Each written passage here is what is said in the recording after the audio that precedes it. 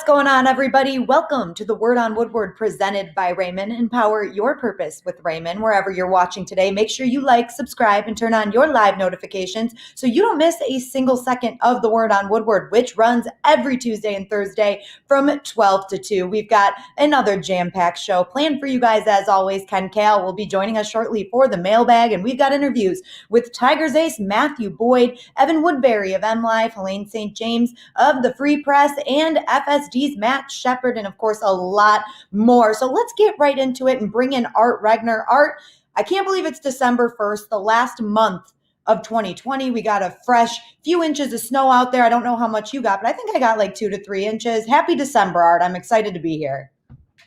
Well, happy December to you. Happy holiday season to everyone officially. I know, Daniela, you're a big Hallmark movie fan. Christmas movies. I know that you've watched them, and you would be great. You would be great as a character in one of those Hallmark movies as the woman that hates Christmas movies, and that you would. And it's a typical Hallmark story too. You hate it, you don't like it, you're a Grinch, and everywhere you go, you see like a Hallmark Christmas movie, and you just get meaner and meaner, and then you meet, let's say, Vince out of nowhere, who is a big producer for Hallmark, and he just, he warms your heart, and before you know it, all you do is want to watch Hallmark movies with Vince, and then he produces you, and you become a big starlet for Hallmark. With that Lori, whatever her name is, she's never going to do another Hallmark movie, so there's a spot open for you. Think about it.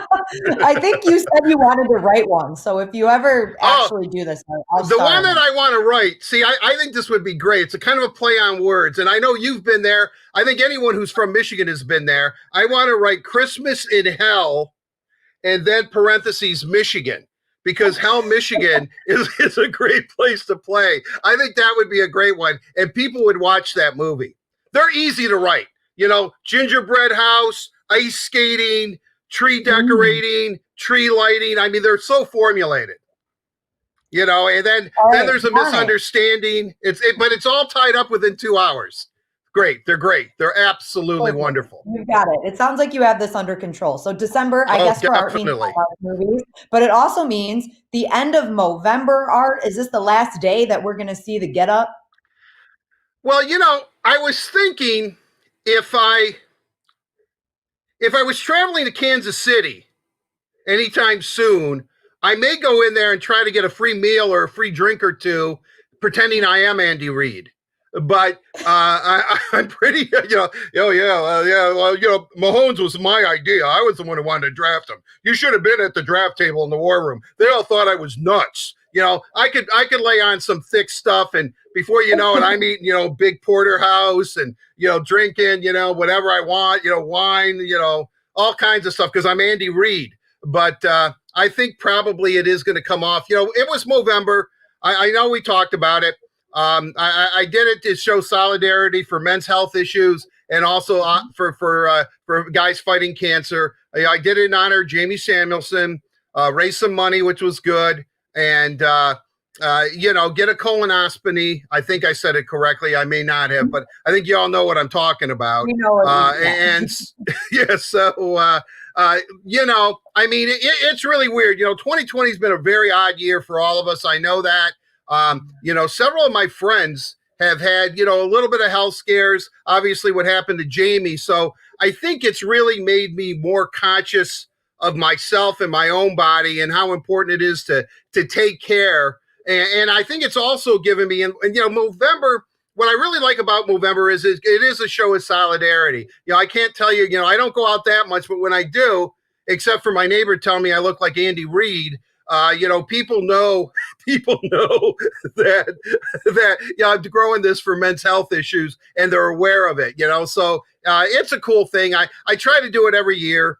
The only other time I've ever had a movement to grow hair was many, many years ago. I did beards for Stanley, for the Red Wings during a playoff. I wanted everyone to grow a beard, and I tried to talk the Red Wings into distributing beards to everybody in the playoff crowd, so everybody, man, woman, and child, would have a beard on, to show solidarity for the Red Wings, because they were growing playoff beards, or the most of them were, except like Paul Coffey. I don't think he wanted to grow one. But aside from that, I wanted to do beards for Stanley. I've always had trouble growing hair, to be honest with you. It was patchy and all this. Now I've reached an age where I think I can grow a full beard and all that.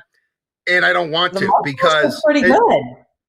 Yeah, I don't know. I actually trimmed it. I like to. This is for Chris Draper, my little soul patch, because I know he's a real big fan of that. All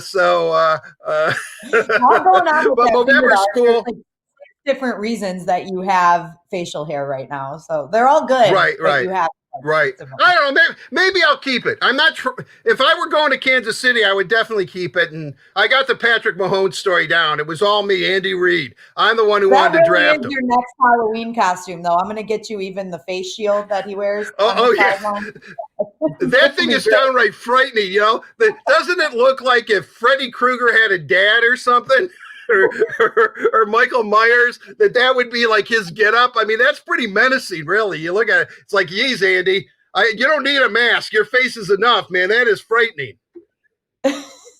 All right, Art. We'll get back to your Andy Reid look in just a little while, but we're going to move into the big three now, presented by our friends at Chevy. And the first thing we're going to talk about is some Tigers baseball. The non-tender deadline is tomorrow, which means that the Tigers have to offer players on the 40-man roster with fewer than 6 years of MLB service time a contract. And you're looking at those players that are on the list: Matthew Boyd, Jeimer Candelario, Jose Cisnero, Buck Farmer, Michael Fulmer, Nico Goodrum, Joe Jimenez, Jacoby Jones, and Daniel Norris. So a few really big names on that list are, and some of our friends of the show, including Evan Petzold of the Free Press and Chris McCoskey of the Detroit News, have wrote some articles about what they think will happen to these non-tender contracts. Will they be tendered? Will they not? And Chris McCoskey thinks everybody will get an offer from the Tigers, while Evan Petzold said Nico Goodrum and Joe Jimenez are kind of on the bubble. And I'm curious to see what you think. Will all of these guys be offered contracts by the Tigers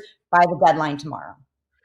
Well, what's interesting about it is if they tender them offers, whomever they tender an offer to, they have till mid-January to reach a contract agreement. If they don't, then it'll be settled in February by an arbitrator. It's kind of similar to what the Red Wings just went through, with Tyler Bertuzzi or Anthony Mantha. If they would have filed. They file for arbitration. This is more of a tender offer. I look at it, and maybe I'm just thinking too much like a general manager or a rebuild mode.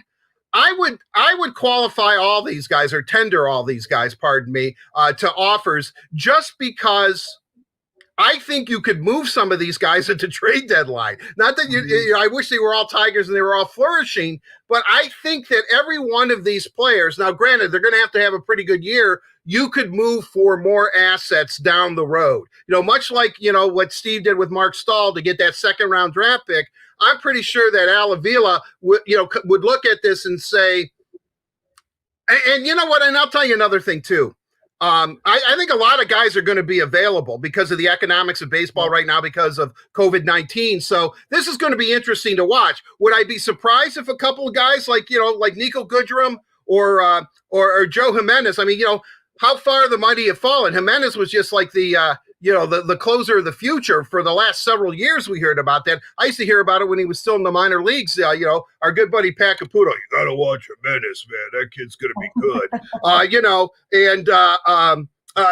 But Nico Goodrum, I put him in the same category as Jeimer Candelario. Granted, he signed from Minnesota. He wasn't traded here. But, this is kind of a make or break year for Nico Goodrum. He's a great fielder. A.J. Hinch is a big fan of his. So I kind of look at it. I'm leaning more towards McCoskey than I am Evan in this one. But I guess I wouldn't be surprised because it's such a crazy year. But I think you tender all of them. You work out either through arbitration or you work out a deal with all 9 of them. Let the season kind of play out, and then at the trade deadline, maybe you can move some of these fellows for assets. Because chances are, unless they signed the long-term deals, and I still don't understand quite the contract mechanics of baseball yet, as well as I do in the hockey side. but I think they're all going to be on 1-year deals. So they'll probably be easy to move. Maybe not Matthew Boyd. Maybe the Tigers want him, longer or something. I don't know, but I guess that's my feeling on that. I would like to see. I think all 9 guys will be tendered a contract offer. Well, we'll find out soon enough. And later in the show, Evan Woodbury of M Live will join us to take a deeper dive into the non-tender deadline. For now, we're going to move on to our second topic of the Big Three. And we're going to talk a little Red Wings hockey that's happening overseas. Art, we know we've got guys playing in Sweden, but we're going to look at the Czech Republic and Michael Rasmussen, who's in Austria. In the Czech Republic, we've got the Phils, Filip Hronek and Filip Zadina. Now, they're both playing really well. Filip Hronek has 10 games under his belt, 3 goals, 6 assists for 9 points. Filip Zadina has 11 games, 6 goals, 4 assists for a total of 10 points. So almost a point per game, both of them, which is awesome. And then Michael Rasmussen, who I mentioned is in Austria, has played 10 games and he's got 3 goals and 6 assists for 9 points. So it's great to see these guys playing well over there, Art. But I think the most interesting player of those 3, we know that both Filip Hronek and Filip Zadina are going to be Red Wings. For Michael Rasmussen, it's a very interesting year for him, especially with the chance of an expanded roster. I think he's going to be back for training camp, and he's really going to be trying to make this Red Wings team.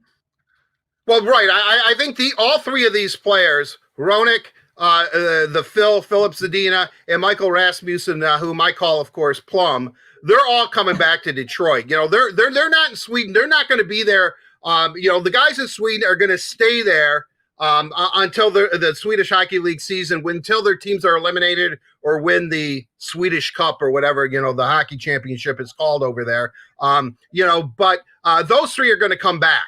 I think those are big years. Hronek's on the team, as we know. I mean, they're just talking about limiting. They don't want him to play 24, 25 minutes a game. But he's on the team. He could be a top pair defenseman. He's definitely going to be on the power play. The Phil is chomping at the bit to get back to Detroit.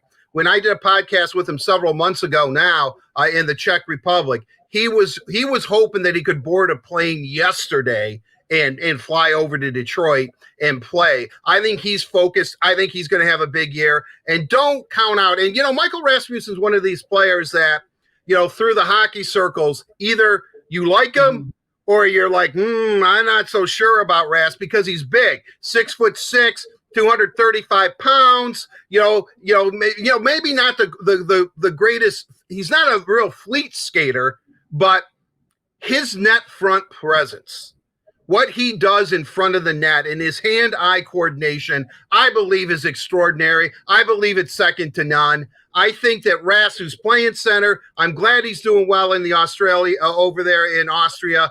I think that all 3 of these guys could be major contributors to the Red Wings, and I'm eager for camp to start. I guess the ice is down, so let's work something out, NHL, and let's get it going, boy. I think we need some hockey here. Yes, we are waiting very impatiently for some NHL news. So we will have that for you on the Word on Woodward as soon as we get it. But now we're going to move on to our third and final topic of the Big Three. Autographs for a Cause and Giving Tuesday. You guys, in honor of today being Giving Tuesday, Autographs for a Cause, the Tigers and the Red Wings have programs where players select nonprofit organizations to support fans that can get autographs in exchange for a monetary donation. Both Tigers and Red Wings players make the choice of where they're going to put the donation. So it's really cool. Each player can kind of pick what cause they want to sign for. And I think it's awesome. So for a small donation, you can get either an autograph for a Red Wing or a Tiger, and you can visit DetroitRedWings.com/autograph or Tigers.com/autographs for a cause for more information. Donations start as low as $15 for the Tigers and $30 for the Red Wings. So of course, it's a really cool thing that they're all doing, Art. Like I said, it's a personal touch from the players where they get to pick what cause they want to donate to, and then fans get to donate to whichever cause they think is the best for them, and they get an autograph in return. I think it's great, and especially in a tough year like 2020, Giving Tuesday means a lot more to a lot of people. Well, I'm just going to donate to a cause, and because there's only one autograph that I want at this particular point in my life, but it has to be on the item of my choosing. So I'm just going to, I am just going to give I'm going to, whatever, this guy here, and I want to show you, as you know, I keep it by my side during the show. It's Oh no. my Casey Mize. I want this autographed. Again, I will figure this out. I want Casey Arthur Mize to sign this, and I keep it right here. I keep it on my laptop. I use it for inspiration, and so I think it's a great idea. I really, really do. Arthur, you're going to have to sign it though 5 times, my friend, because there's 5 of these babies in here. Oh my goodness. Right. I thought you were going to ask for my autograph. Who knows, Daniela? The only person's autograph that you want. Once you go to Hollywood and become this Hallmark movie starlet, who knows? Maybe one Christmas, you think you're getting a fan letter from some dude in Detroit, and it'll be an autograph C.A. Mize, which will be worth something someday too. So there you go. But again, hey, the Tigers and Red Wings know what they're doing. They're charitable foundations. They're in charge of people that are innovative and creative, all those things, and really raise a lot of money to help the greater metropolitan Detroit community. So hats off to them. I joke because I don't think Casey Mize would ever autograph this card for me. I'm praying that he even talks to me again. But aside from that, his middle name was supposed to be our secret, and I keep saying it over and over and over again. So, I've got some damage control to work on with Casey Arthur Mize. Trust me about that. But I think it's great. I absolutely think it is fantastic. I really do. And again, as I said, not to sound too redundant here, the Tigers and Red Wings get it. They do a lot of great things in this community. So do the Pistons. So do the Lions. I mean, we're blessed with very giving and caring organizations. The 4 professional sports teams, all of them do their part in this area. But the Red Wings and the Tigers, boy, they're tough to beat. They're tough to beat with what they do. They really are. And that does it for today's Big Three. Remember, you guys, if you're interested in autographs for a cause, visit DetroitRedWings.com/autographs or Tigers.com/autographs for a cause. A big thank you to Chevy for presenting the Big Three. Chevy cares. That is why Chevy Clean dealers are committed to using enhanced vehicle cleaning measures with CDC-approved cleansers before delivering your vehicle after purchase or service. So when you're ready, you can find new roads with confidence. You all know what time it is. It's time to get to our mailbag and bring on the first guest. The mailbag delivered to you by Little Caesars, of course. And today's guest is Red Wings play-by-play announcer Ken Kal. Ken, I haven't seen you in so long. I'm really excited to have you on the show today. How have you been? Ho, ho, ho. Happy holidays to you. Hope you all had a great Thanksgiving. And I figured today get the old Christmas tree in the background because we're ready for the holiday season here in the Kal household. And everything's been good. I missed you, Danielle. I know you've been working on your house, which looks really good. And Art, I know you're always in the Christmas spirit. So I have no concerns about that.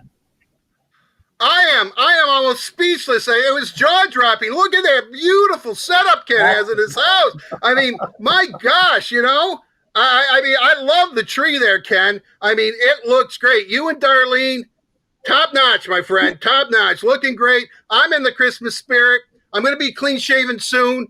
And so, I know maybe I can social distance and come over to the house and we can have an eggnog or two. Sounds good to me. I had the tree up since November 4th, by the way. So I got in the Christmas spirit a little bit early this year. I think a lot of people. I think I was, in all seriousness, and I'm not really exaggerating that much. I think I took down last year's Christmas decorations right around November 4th of this year. So, and now they have to come back up again. So, but it's crazy. Well, we're all in the Christmas spirit now. Let's get to our mailbag questions. The first one is for you, Ken. Perry from Madison Heights asks, we saw a couple of wings face each other in the Czech Republic last week. What do you think happened when Zadina talked to Hronek about this? All right, we talked about them in the Big Three too, you guys. Hronek and Zadina's teams playing each other. Zadina really put the moves on Filip Hronek there. You got to wonder, how does that feel? Do you think they had an exchange of words, Ken, after this happened? Well, I'll tell you what, that's a great move by Filip Zadina, and that's a good opportunity right there for fans to look at how far he's come from when he first started with the Detroit Red Wings after he was drafted. We all knew him, that he had a great shot, and he would always seem to shoot from that right circle all the time. But now we're seeing a lot of confidence in Philip Zadina, and I think a lot of that was brought on last year before he had the leg injury, and he started coming to his own. And now you're seeing some creative moves like he made on Philip Hronek right there in the slot, and that's good to see from a guy that can put the puck in the net. He's got a great shot. On the other hand, you look at Philip Hronek, and he's got to be shaking his head saying, I never saw that move before. I tried to play the body, but he snuck around me. But, I'm sure after the game they had a couple of words. But, you want to see that. Obviously, you want to see a shooter like Philip Zadina make moves in the slot like that and bury the puck. And also you want to see Philip Hronek try to learn from that position. And hopefully he can stop a shooter coming in when the NHL starts. And hopefully that'll be really soon. Well, as we talked about in the big three, Ken, both of those guys are playing pretty well in the Czech Republic right now. So it'll be exciting to see what they do when they return for Red Wings training camp.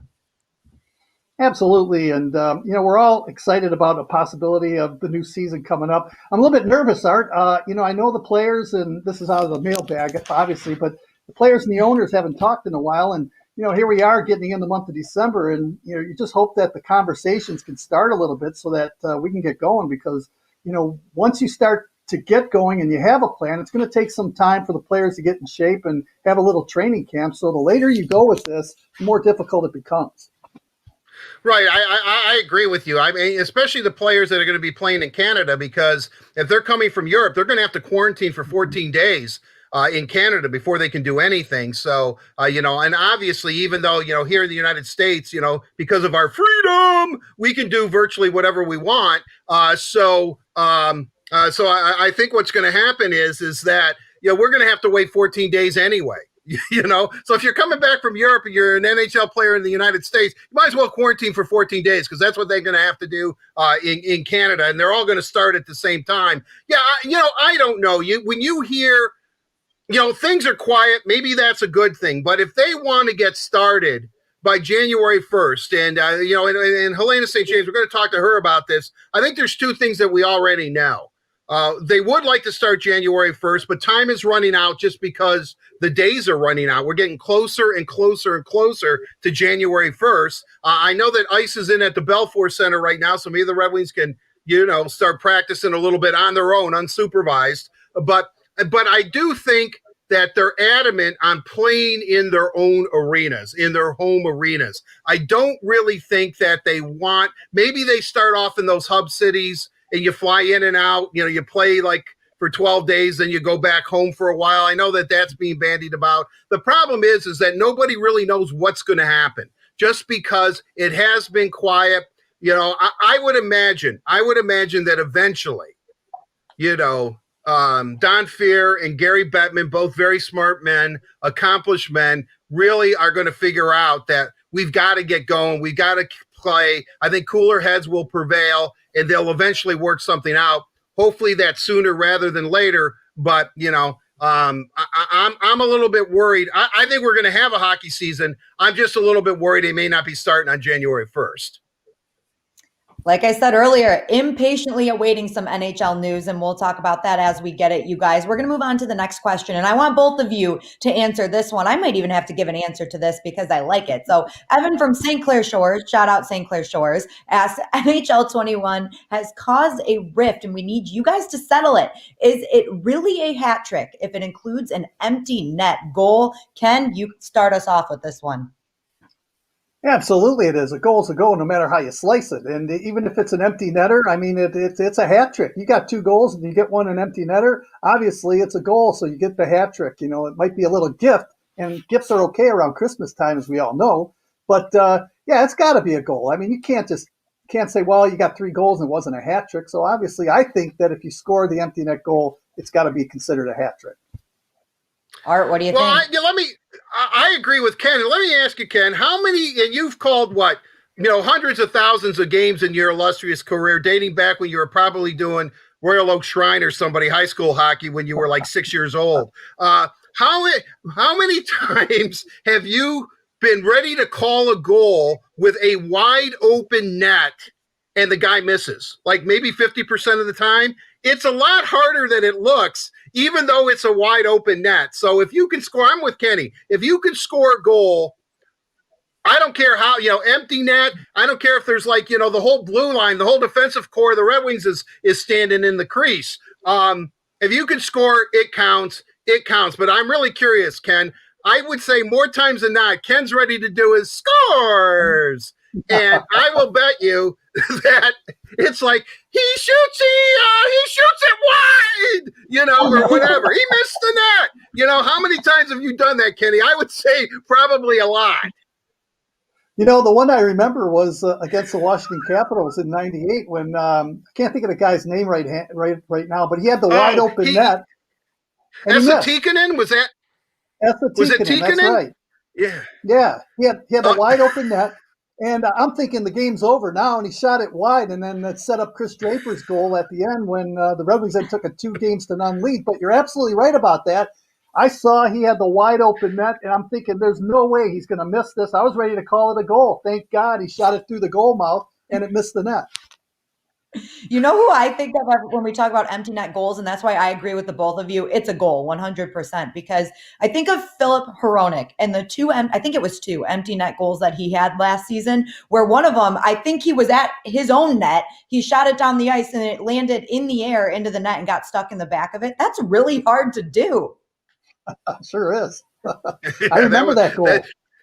Yeah, I think we all do. That was pretty cool. I mean, even the Red Wings, usually, even all the Red Wings even talked about it. I mean, when you get your teammates talking about something that you've done on the ice, because they more than not, they like to bust your chops and more than anything. But when they're even paying a little bit of a compliment to you, you must have done something pretty extraordinary. And by the way, just for you trivia buffs out there, Wayne Gretzky's 500th career goal was an empty net goal. So, that's a pretty good milestone, right? When you hit 500 goals in the NHL. Well, his was an empty netter. It counted. So I guess in NHL 21, it's got to count. If Gretzky's goal counts, they all count. Great point, Ken. Then we'll end it on that one. Move on to our last question of the mailbag. Again, I'm going to have both of you answer this. Alice from Novi asks, this may be my favorite baseball highlight ever. A manager challenges a call. It's confirmed. And then the ump holds up a piece of paper. We'll see it in just a few minutes. So they challenge the call. Challenge that. And then they go to the ump who has a piece of paper, and he's holding it up and it translates to the word cool. So there's a lot to take in right here, you guys. What do you think? Well, I'll answer first on this one, and I think what you're going to see is it's the first base umpire who made the call that's safe that actually holds up the piece of paper and not the home plate umpire. So I've been studying my Japanese, and maybe that looks like cool, but to me, after studying Japanese, it says, don't ever question my eyesight. I was right. Well, I don't know. Is it me or not? I know that there's a lot of nickname in sports. Is the nickname of that team in the yellow Brothers? Is that where they, the Bonsai Brothers or whatever? I mean, don't get me wrong. Brothers are cool and all that, but is that really, hey, I'm going to the Brothers game tonight. I'm not so sure. It's very interesting name, very interesting nickname for that team. With that said, look, I think it was kind of a sense of humor there. The umpire is saying, like Ken said, don't you ever question my call. Hey, pretty cool, right? I know what I'm doing. Don't you ever question me again. I mean, you can just tell, he's kind of got that look that, he's kind of got that look that, did I tell you that I'm very well schooled in the martial arts? Enough of that, Mr. Brothers manager. Forget it. Yeah, that was like a death stare. He was like, don't ever challenge another call. Yeah, it's like, look, this says cool on it, but I think you know the hidden meaning. You're this close, my friend. You're this close. It looked like a pair of glasses that he was holding up there on the left side of the paper. And a sword or something. Yeah. Yeah, really. Really, it's pretty funny. It's actually pretty funny. It would be interesting to see after the game what they both said about that, or if it was even brought up. I mean, I don't know, but if that were to happen here in the United States, that would be like the first story on Sports Center or the top play of the day, and they both would have been asked about it. I mean, we would have seen it on social media. I mean, that thing would have gone viral. It would have blown up if it happened here. Although I really, who knows with the way umpires sometimes are. I mean, they throw guys out for looking sideways at them. So, but that would have been kind of cool if it happened here, because I think it would have been really a major story. That's what's strange to me, Daniela and Art, is the fact that he had that in his pocket. I don't know how long he had it in his pocket for. So maybe it took a couple of games for him to finally use it and say, "Hey, here's my sign." He was just waiting for someone to challenge his call. Like, is that what he was doing? I mean, actually, that's an excellent point. He might have had that. We don't know when he made it. He could have made it last season. He's probably, maybe, who knows? Now we're reading into it. We're creating our own story here. I mean, but it's kind of like maybe he's been challenged way too many times and has been right.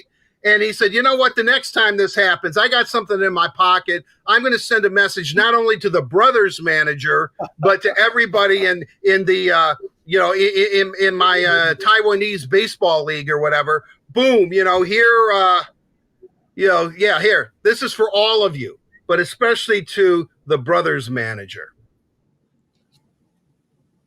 I love it. I love it. Maybe we will see it now. Maybe some of the managers in Major League Baseball will be inspired by what they did in the Chinese Baseball League. But Ken, thank you so much for taking the time to join us today for the mailbag. That's all the questions we have for you, but we'll be talking to you really soon, hopefully about some good NHL news.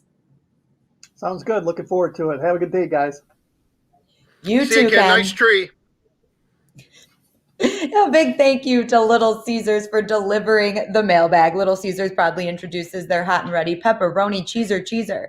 You get a large pizza topped with classic pepperoni, fresh mozzarella, and a toasted Parmesan and Asiago cheese crust for just $7. Try our no-contact pizza portal or delivery from Little Caesars. Excuse me. Woo. It's Little Caesars. I know I probably didn't even have to say that at the end there, but now you guys, we're going to move on to Catching Up with Carly, where Carly is joined by a very familiar face who is always looking to give back, but especially on Giving Tuesday. That's right. It's time for Catching Up with Carly, presented by Meyer. And today I'm very pleased to be joined by Tigers pitcher Matt Boyd, who is also one of the founders of the nonprofit organization Kingdom Home, something I'm looking to focus on today. But Matt, how are you? How are Ashley and the kids doing? We're doing good. We've had an eventful off season. It's been a lot of fun out here in the Northwest, but we're good. We're healthy and enjoying being back home. Love it. All right. So I mentioned Kingdom Home. For those who don't know about the foundation quite yet, can you explain it for everyone, please? Yeah, totally. So Kingdom Home is a nonprofit that my wife and I started back in 2018. Our goal is to end child sex trafficking through prevention. And right now in Kingdom Home's care, there are 156 boys and girls from ages around 5, 6 years old all the way up to 16.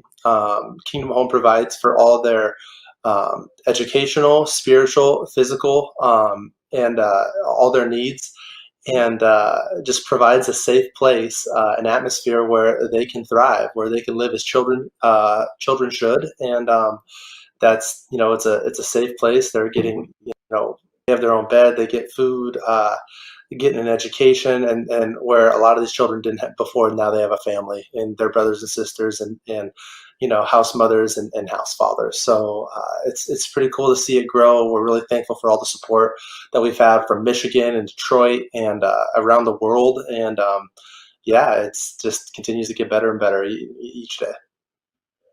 That's absolutely beautiful. Incredible that you guys started that. What made you want to start that? Where'd the idea come from? So the idea honestly came from my wife.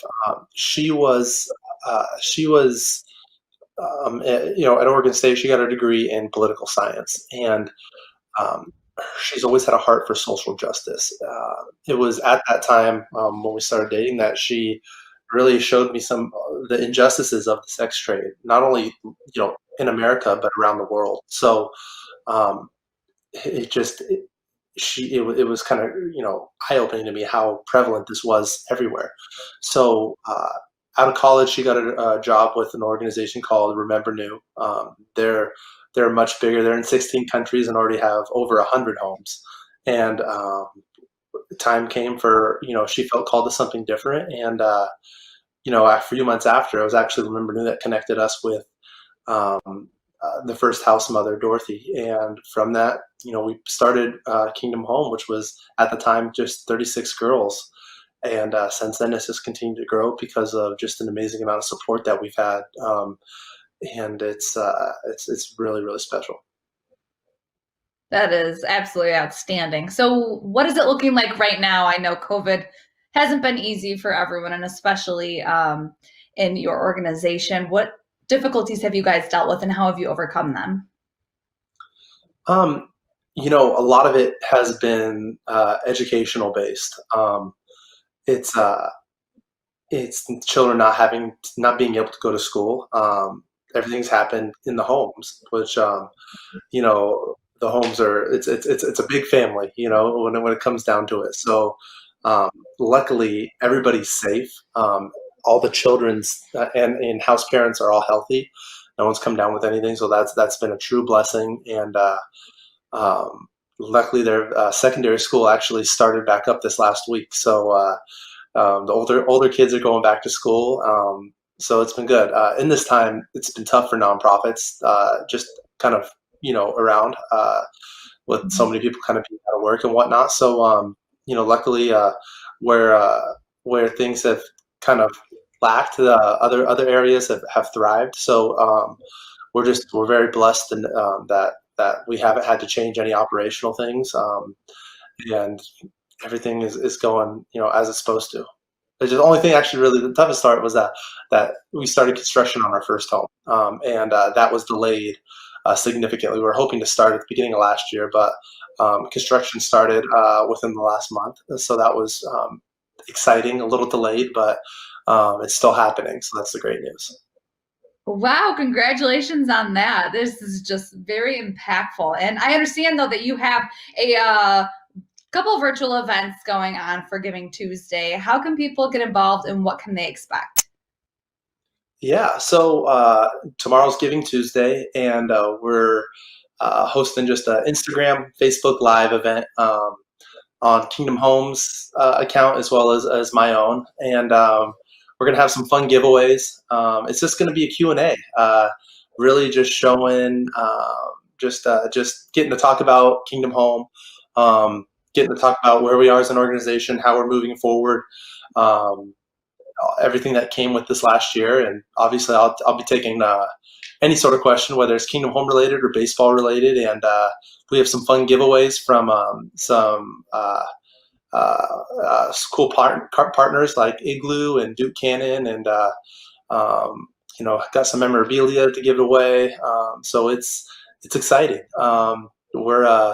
It's going to be a fun time, be about an hour long, and encourage everyone to hop on. Love it. Well, I'll be there. But Giving Tuesday will also support Autographs for a Cause, where Tigers players like yourself, they will autograph baseball cards in exchange for donation to their preferred nonprofit organizations and the Detroit Tigers Foundation. And I know your teammate Spencer Turnbull is participating as well to benefit Kingdom Home. That's so amazing. Yeah. What does it mean to have the support like that from your teammates? It's pretty it's pretty special, man. Spencer chose Kingdom Home as his organization to support through Autographs for a Cause. It's pretty cool. Spencer got to come to Uganda with me last year, and we had a great time. I think his eyes were really, really open to kind of everything that was going on. So it was pretty cool that he wanted to take part in it, and that was special to me that I got to show him everything in it. So show him everything that kind of was Kingdom Home and the heart behind it. So I'm grateful that he's part of Autographs for a Cause. That's obviously our nonprofit that we're supporting in that, and really grateful that the Tops and the Tigers Foundation are linking arms in this and helping us support our own nonprofits and things that we're passionate about.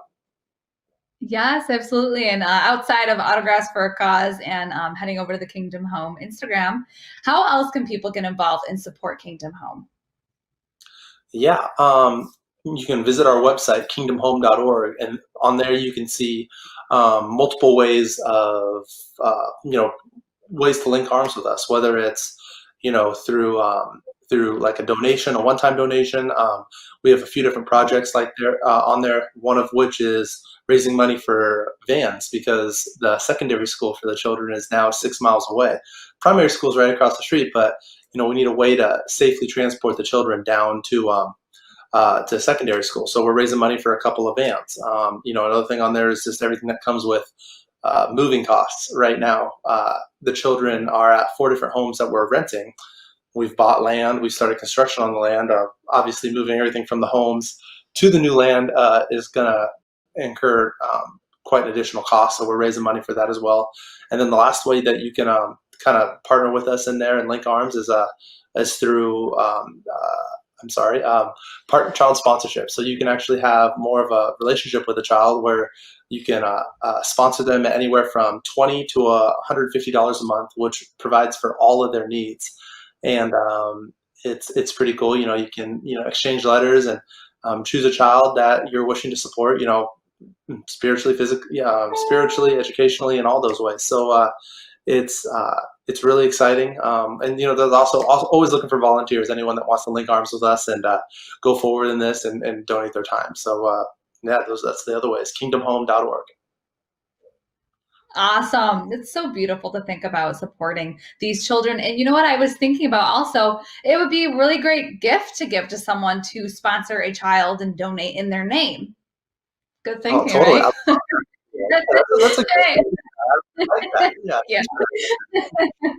Gift giving. Love it. All right. Well, once again, fans, participate in Giving Tuesday by heading over to the Kingdom Home Instagram for a Q&A tomorrow night at 7 p.m. and head on over to tigers.com/autographs for a cause to support. And like I said, you can donate and sponsor some of these kids if you want to do it for yourself, if you want to do it in honor of someone else, put it in their name. But Matt, thank you so much for joining me on Catching Up with Carly presented by Meyer. It's always a pleasure getting to talk to you. Not only are you a great baseball player, but you are also a very inspirational person.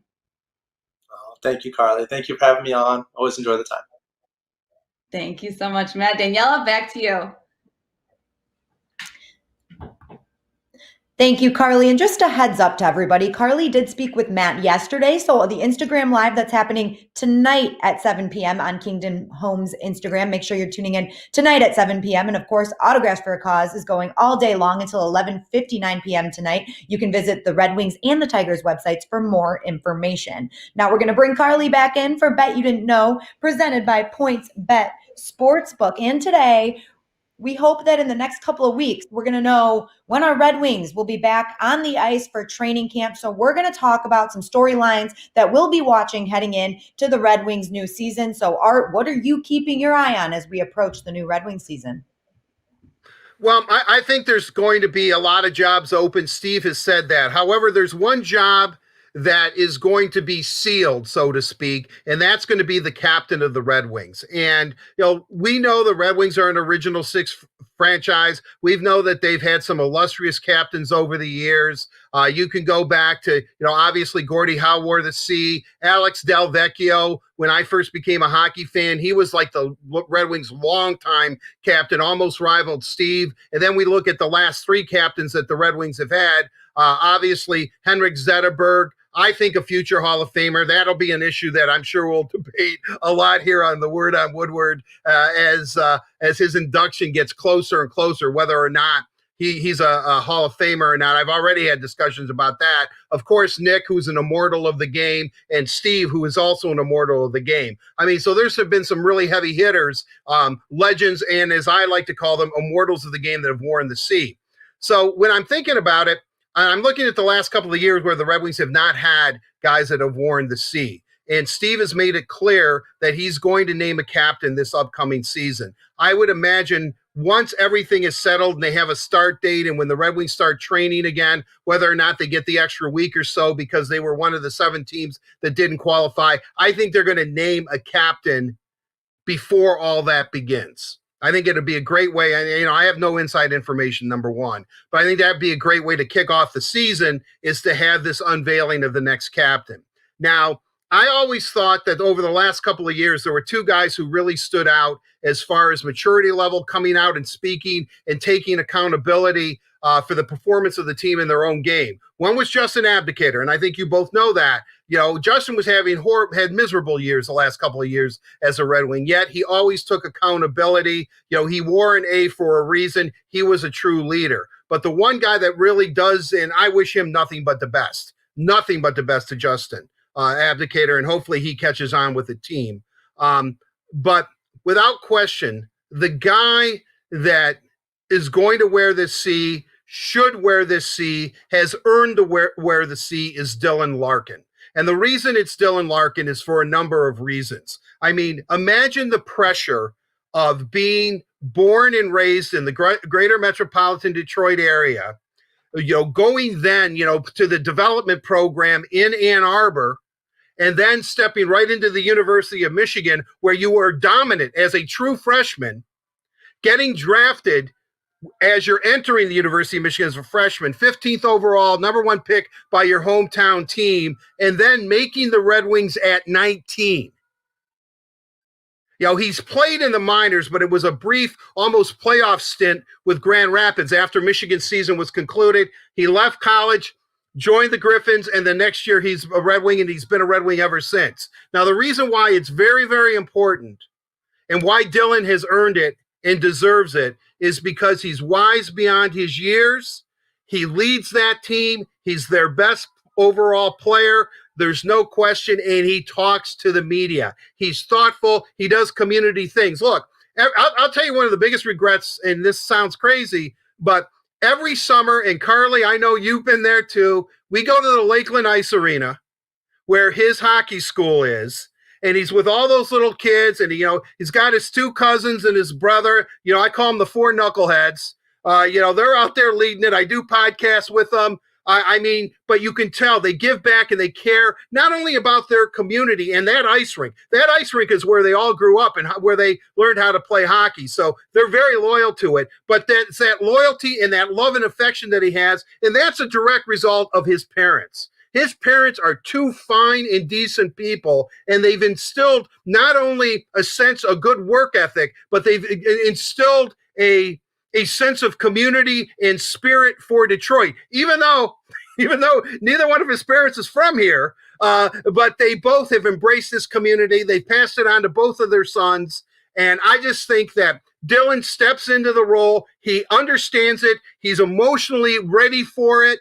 He understands where the Red Wings are. He wants nothing better than to have that C on his jersey, with that winged wheel crest, and raise that Stanley Cup, much like Steve Yzerman did, many, many years ago. I mean, that's in his mind. He dreams and thinks about it every day. I'm putting thoughts into your mind there, Dylan. but I'm telling you right now, this is an important captaincy where the Red Wings are at, and it's very important because it's being made, and the guy who's going to make this announcement, the guy who decides this, is a guy we call the captain. That in itself will have some pressure to it when Steve Yzerman deems you the guy that wears the C. Granted that Nick and Hank also wore it after Steve, but Steve was captain for 20 years or so. I just think that the time has come. The storyline that I'm following, and I don't even know if it's a big storyline, but the storyline is getting a C on Dylan's jersey as fast as you can, Stevie, and let the chips fall where they may, because you've got yourself not only a great hockey player, a great person, and he is going to be, without question, one of the best captains in the history of the Red Wings, which is saying something. And in the current NHL, they don't get much better with Dylan Larkin as your captain. They just don't. That's what I'm looking for. As I was introing this segment, I was like, I should probably save Art for last because I think he's going to give a really great answer. And he did, as usual. So here come Carly and I. Carly, one of your favorite Red Wings needs to make a big impact at training camp this year. Yeah. Who's that? Evgeny Svechnikov. Love the guy. It's a big year for him to prove that he's an NHL caliber player. After losing a few players, as we know, there are jobs to be had. And Steve Yzerman always says it, as we know, there are jobs to be had. So Svech needs to prove he can fill a spot on the Red Wings. He was the top pick for the Red Wings. We know back in 2015, the players like him, the coaches like him. He's a hard worker, and he's a fun guy to have in the locker room. So he brings a laugh, but he definitely brings that kind of driven spirit. Last season, he came off of a season-ending knee surgery. He posted 25 points in 51 games for Grand Rapids. So he's playing well. He's playing really well. I think he deserves a spot on the Red Wings roster, but, let's see what happens. I'm not the general manager, so hopefully Steve finds a spot for him on the roster. I think he could be a third or fourth linesman. But Daniela, we also have someone coming back from a season-ending surgery. Excuse me. Wait, I should say injury. Season-ending surgery or injury. I was right the first time. Wow. Hello. Didn't cup of coffee. Well, Carly, I do want to start with this. Right. If you're looking for a general manager position, there's one open in Detroit. So if you do want to be a general manager, you could apply for that right now. We could look into that for you. But anyway, moving on. You guys know I had to get that in there at some point. Danny DeKeyser, yes, Carly, he is coming back from a season-ending injury and surgery. You were right on both of those. He had back surgery last season after playing just a few games. And in those few games, he was playing really well. And you said it best yesterday, Carly, when we were talking about this. Danny DeKeyser isn't really that pretty player. He doesn't do too much on the ice where you're like, wow, he's really, really good. But you really notice his absence. He's great in overtime as well and on the penalty kill. And let's be real, the Red Wings don't have very many veteran defensemen right now. They have more now because of free agency. But Danny DeKeyser was really a staple, and I believe he is going to be a staple again this season. And he's definitely going to be able to mentor some of the younger defensemen that are on this Red Wing squad. So I'm really looking forward to him making his return. It's been a long time since he's skated, and I'm sure he's been skating now with the guys a little bit, but really getting back to it has to be really exciting for Danny DeKeyser, and I think he's going to fill a huge hole that the Red Wings were missing last season. Mm-hmm. Couldn't agree more. Definitely. All right. I had a question for Art, and I just blanked. I tried to make a note about it. I had a good. Danny D is integral. That was great. And Svechnikov, I think that's a guy, Carly, as you said, we're all rooting for. He's a great guy. I pay attention, and I really think that Danny DeKeyser, he's one of those players that you don't know what you have until it's gone, kind of. Once he went out, he only played 8 games last year, and the Red Wings really felt his lack of presence on the ice. And I love him 3-on-3. I love him in overtime. He's a big lug, but he can skate. He moves great. He finds the opening. He's I know people sometimes knock him because of his contract, which I think is very cost effective. I think that's a good deal for both parties involved. But Danny D, it's going to be great to see Danny D, because as we always say, Danny D, you got your degree. Way to go, buddy. Love it. All right, you guys. Well, that does it for Bet You Didn't Know today. Bet You Didn't Know is presented by PointsBet Sportsbook, an official gaming partner of the Detroit Tigers. Download the app and follow PointsBet USA on social media for more information. Carly, speaking of social media, I know that you have some really exciting stuff for us today. It's been a while since we've been on the show. You've had almost a week to cover. So what's been going on? I know. So just a few days ago, I'm not going to say too much about it because it sort of speaks for itself, but the Tigers did a holiday game pack with a special price. So a few of the Tigers players got together and did a little bit of like a not quite white elephant gift exchange, but I think a couple guys thought it was white elephant. So check it out. It's pretty funny. Whoa, a 3-game holiday ticket pack. Oh, wow. Jeez, somebody really got carried away with the spirit of Christmas. That was me. I got a little carried away. Wasn't there a $20 limit on the gift? This is $39. You don't know that? Yeah, it's advertised on Tigers.com. What? Oh, shoot. Wow. Okay. Well, who cares? It doesn't matter what I spent. What matters is that Christmas is fun, right? All right, Daniel, you're up. Oh, hey, for me. What's in here?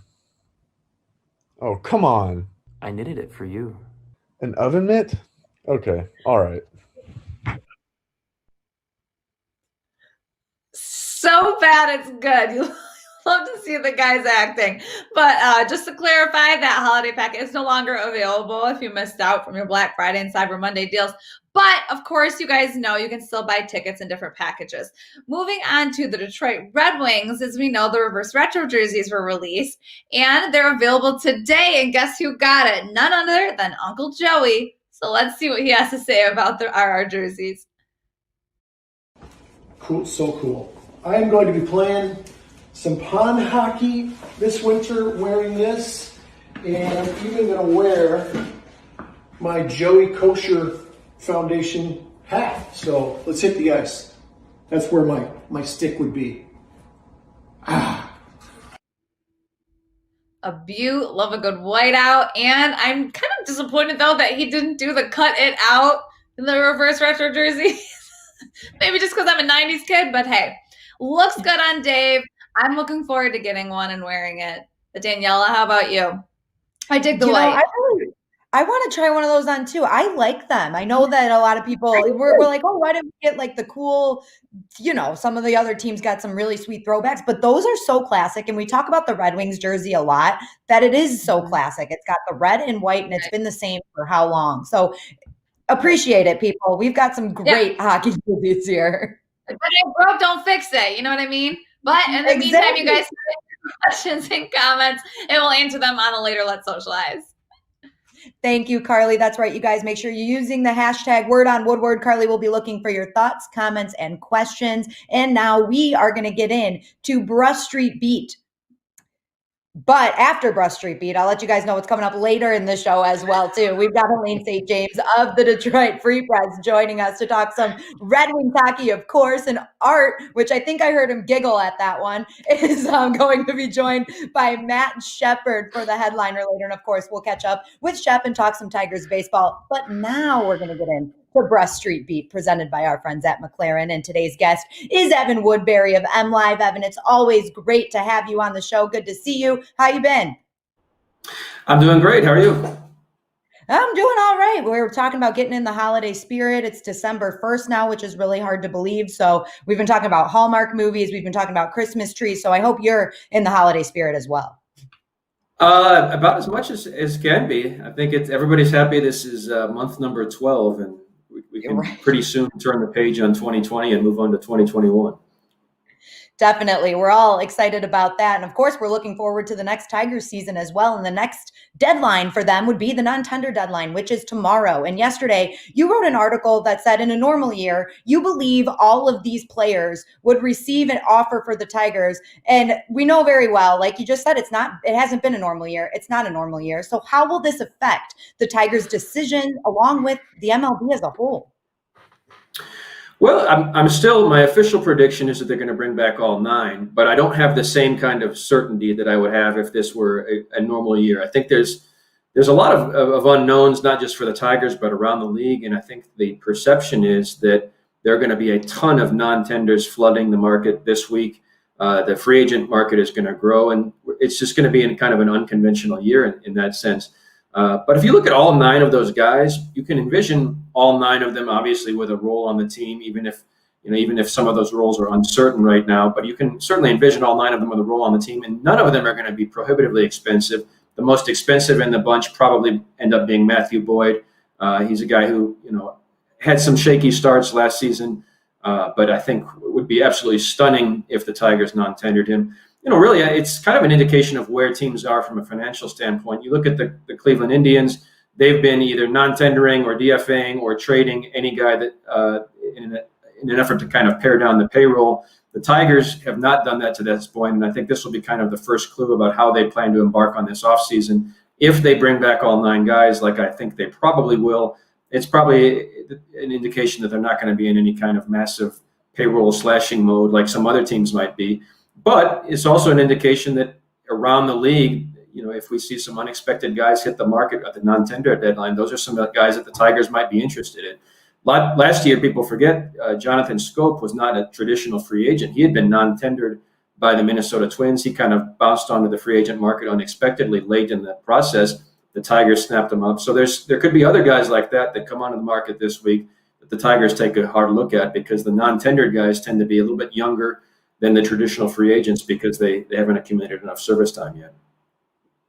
Well, certainly James McCann was also non-tendered by the Tigers, which allowed him to become a free agent to the White Sox. First of all, Evan, I don't want you to think I'm turning this into a weird version of Where's Waldo, but I think the last time we had you on, I think you were in South America. So I would assume that, are you near the Arctic Circle now or something? I mean, where are you joining us from?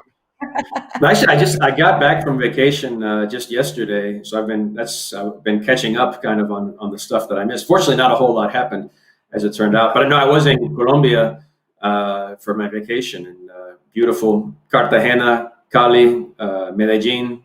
So I have not seen snowfall, and I'm not looking forward to seeing snowfall for as long as I can possibly avoid doing so.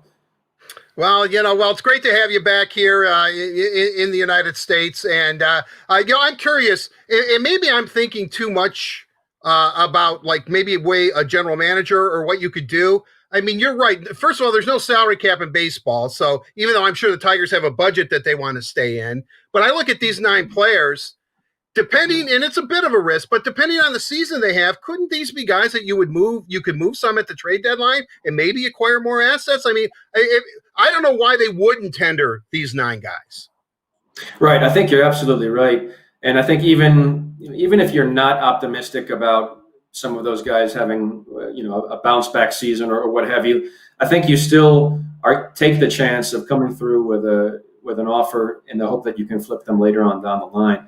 Obviously, to non-tender Matthew Boyd after missing a couple opportunities to trade him at the trade deadline would not be what you'd want to do. Even Daniel Norris, if you were looking for a reason to non-tender him, you might say, okay, well, we're not sure he's going to be in the starting rotation. He's probably going to be in the bullpen at least for part of the year. So do we want to pay him like a starter? Even if you have that standpoint, I still think, well, maybe there's another team that looks at him as a starter. Maybe there's another team that likes him as a left-hander out of the pen. Maybe there's another team that would be willing to flip him. To me, if you're making a non-tender decision, you say, okay, what would Daniel Norris make in arbitration? Let's say, to pick an easy number, let's say it's 1 year, $4 million. If Daniel Norris became a free agent tomorrow, would he be able to sign a 1 year, $4 million deal? I think he would, because of his age, because of his track record, because of the potential for some upside. So if that's the case, then you tender him a contract, and you either enjoy the benefits of a solid season or you try to flip him at some point, either before the season or during the season. I think non-tendering for a player like that, or for most of the players on that list, it's something that you would do if you're in a real financial crunch, if you have payroll concerns, or if you're in a total tear-down rebuilding process, which the Tigers are no longer in. So that's why I think it would be a surprise, and it would be an indication that maybe they're approaching this offseason differently than what we expected pre-pandemic. But I think just judging by what we know to this point, I think all 9 of them have a solid case for coming back. And frankly, I'd be surprised if any of the 9 were non-tendered. Evan, you mentioned briefly that after the non-tender deadline is over tomorrow, there could be a larger pool of free agents out there for other teams to make their moves. And you mentioned this too, there hasn't been much activity across the MLB as a whole. So what do you think will happen after this? Will activity pick up, and what will this mean for the Tigers? I sure hope so, because it has been a quiet winter to this point. And even within the context of the last couple of winters have been pretty quiet for baseball, and there have been a lot more late signings in the last couple of years than there have been historically. There have been a couple pitchers signed. Minor went to the Royals. A former Tiger, Drew Smiley, signed. Another former Tiger, Robbie Ray, signed. So there have been a handful of pitchers that have signed in the last couple of weeks. But by and large, there hasn't been a lot of movement. We've got 2 important weeks coming up, one being the non-tender deadline this week. Some teams and some players, in fact, might be waiting to see what happens, wait to see how the market looks with a flood of new players coming on board this week. Then next week is the winter meetings. Now, it'll be interesting because the winter meetings are obviously being held virtually, and so there may not be the same momentum for trades and signings and the things that normally happen during an in-person winter meeting. In fact, it might just be another date on the calendar. That's the big question. But historically, these would be 2 big weeks for signings, for trades, for all kinds of winter movement before Christmas time, the non-tender deadline, and then the winter meetings next week. So I think from the Tigers' perspective specifically, they may have been waiting to see what happens because you have that first crop of free agents that comes as soon as the World Series is over. Those are the guys that have 6 years of service time. They tend to be a little bit older. Then you have the second crop of free agents coming on board. And sometimes there are some more attractive options, either from a financial perspective or just because they're a couple of years younger. Sometimes you get a chance to shop for some 27 or 28-year-olds instead of some 30, 31, 32-year-olds. And, there can be more value in that. So I'm sure the Tigers have a board of current free agents and a board of potential free agents. And when, things settle down after the non-tender deadline, they may take a harder look and say, okay, this is a guy that we liked among the traditional free agents, but now we have a guy that's a few years younger, might be a tad cheaper, maybe he's available on a 1-year deal. Maybe we should take a harder look at him. I think a lot of teams will probably do that this week and going into the virtual winter meetings. Do you then believe that, I know it's been slow, that after the tendered lists are, the Tigers, let's say they tender all 9 guys, but as you said, everyone's expecting some pretty well-known players not to get tendered. Do you think then it'll be a domino effect that we will start seeing some action? Or do you think that, even though it's virtual, as you said, do you think then, would you be surprised? Let me put it to you this way, Evan. Would you be surprised if the winter meetings start and the next thing we know, and I'm just going to say this because my family is obsessed with him, that James McCann is suddenly signed to a free agent contract by the Tigers? I mean, is that when it's going to start? Well, that'll be the real question about the virtual winter meetings, whether they'll have that same momentum. Because what happened, if you remember last year, there had been very little movement. The Tigers were very clearly last year looking for a catcher, and there had been very little movement. And then suddenly the winter meetings get underway, and catchers are flying off the shelves right and left. And I think it was the very last day, the very last moment of the last day of the winter meetings, the Tigers signed Austin Romine.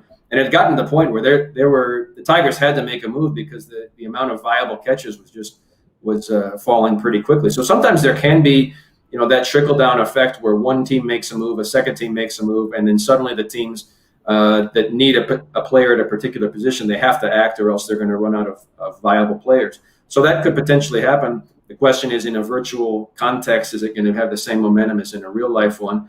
And, I think the other factor is, from a player's standpoint, is what they're going to do. No one wants to be a player going into February and running out of jobs available and you still haven't signed. So sometimes there can be that pressure from a player's perspective as well. And you look at the pitchers that are signed. I forget exactly what Robbie Ray signed for, but I want to say it was like 1 year, $8 million-ish. So, if you make a fair offer to a player right now, I think there's going to be a lot of impact, momentum for players to say, okay, instead of waiting until January or February to see if things get better, when I don't think things are going to get better, maybe it's better just to take that fair offer right now. So if the Tigers do see someone that they like on that non-tender list, maybe they reach out this week, next week, and a deal gets done faster than we expect it to. Evan, you also wrote about the Rule 5 draft, and I want to talk about this because it's so interesting. It's different from any other sport. And last week, I believe it was, the Tigers protected 4 pitchers by adding them to the 40-man roster, and they were pitching prospects. So now that leaves some other prospects that could be drafted in the Rule 5 draft, but you also said that you think the Tigers will make a selection in the Rule 5 draft, which is next week. I want to ask, what is the process like when you're selecting someone in the Rule 5 draft? It's a little bit different than a free agent. It's different than the entry draft. It's different than really anything. So what are teams looking for, obviously focusing on the Tigers? Yeah, you kind of can go in 2 different directions if you're picking a player for the Rule 5 draft, because the rule says you have to keep them on the active roster the entire season, and that can be really tricky. You saw with Victor Reyes, who has grown into a great player, or at least a valuable contributor for the Tigers in the last couple of seasons. His first season, he was just terrible, and it was really, really tough for the Tigers to keep him on the roster the entire year.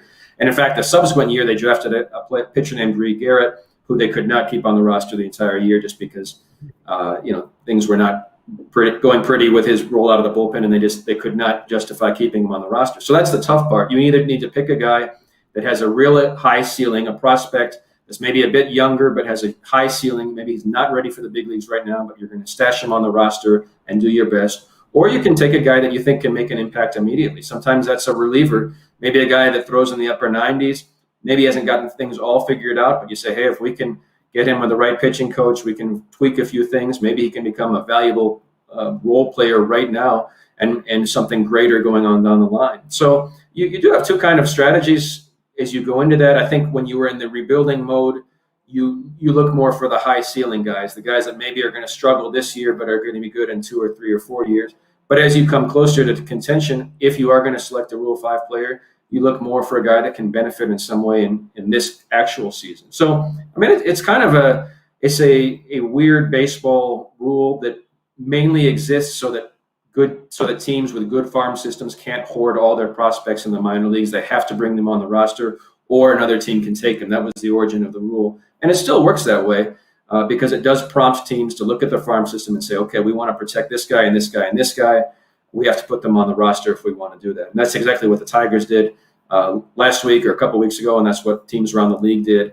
And that's why, for the most part, it's kind of a scouting exercise to look at the other 29 teams, see if anybody's left unprotected, anybody that is unprotected and that we can hold on the roster for the entire season. And it's difficult to find guys like that, but every once in a while there's a diamond in the rough.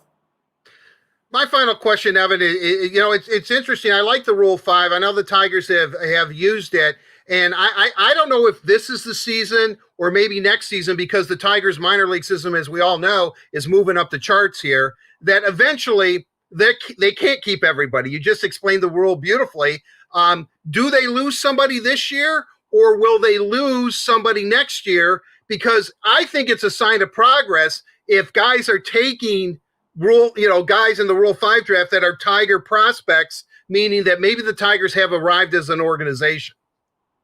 Right. Eventually, your goal is to be like the Dodgers or something, where they don't select anyone in the Rule 5 draft, and teams are poaching their own roster because the Dodgers don't have enough room on theirs to hold all their prospects. That's where you want to be eventually.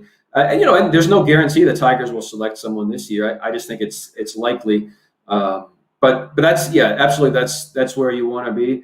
And, realistically, I think this year is going to be kind of an even stranger process than usual, because the Tigers had some guys who had, let's say, really nice seasons in West Michigan or Lakeland back in 2019. They didn't get a chance to get to the player pool in Toledo in 2020. So if you want to poach one of those players from the Tigers, you have to rely on your scouting from 2019, and who knows what's happened since then. And that goes not for the Tigers, but for every other team in the league as well. So I think there's always a risk in selecting some of those lower level prospects, but there's even a greater risk now because you don't really know what they've been doing. You don't have any fresh scouting reports on them from the lost season of 2020. And that's why, there's a lottery ticket aspect to the Rule 5 draft. And you may see some teams play a lottery ticket and just select kind of a guy that they liked back in 2019, bring him to spring training. If you like what you see, you keep him. If you don't like what you see, you send him back. Only a small loss of cash payment, I think $50,000, nothing too big. So, you may see some, like so many things this year, there may be some peculiarities to the Rule 5 draft that we haven't seen in prior years.